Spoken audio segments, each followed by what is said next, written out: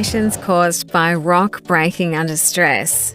The rock breaks and moves along an underground surface called a fault plane. This movement is usually very sudden and releases a lot of energy, which is transmitted through the rocks as seismic waves.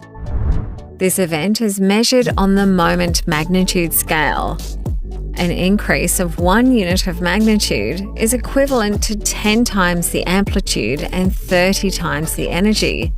This means that a magnitude 2 earthquake will release 30 times the energy of a magnitude 1, and a magnitude 3 earthquake will release 900 times the energy than a magnitude 1. The point where an earthquake originates from underground is known as the focus. The location directly above this on the Earth's surface is known as the epicenter. Earthquakes create 3 different types of waves: P, S, and surface waves. The P waves, or primary waves, are compression waves. They're also known as push-pull waves. They travel the fastest and are the first waves to be detected. S waves, or secondary waves, are shear waves and move in a side-to-side motion. They're the second wave types to be detected. The last waves to be detected are surface waves that roll along the surface of the Earth. They are the most destructive waves as they make the ground move up and down, but they also lose their energy the fastest and cannot travel as far. The waves are detected and recorded using a seismometer to create a seismogram. Seismologists can determine how far away the earthquake struck by plotting the difference in the time of arrival between the P and S waves on a graph.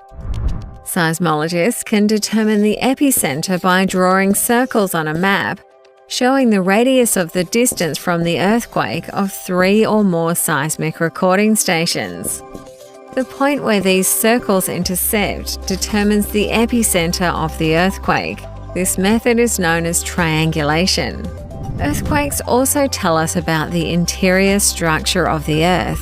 When there is an earthquake, there is an area between 103 to 142 degrees from the epicenter where no direct seismic waves are detected. However, beyond 142 degrees, P waves are again detected. Scientists have hypothesized that this is due to there being a liquid outer core, which the S waves cannot travel through, and that greatly slows down and refracts the P waves. Earthquakes also help to map out the tectonic plates that make up the Earth's crust. Earthquakes most frequently occur at plate boundaries. By plotting the location of earthquakes over the past month, the outline of the plates becomes clear. However, not all earthquakes happen at plate boundaries. Sometimes there are intraplate earthquakes that occur because of stresses in rocks being released. This is what caused the 1968 Meckering earthquake in Western Australia, which had a magnitude of 6.5 and caused major damage to structures and infrastructure, including roads and railway lines, and injured about 30 people.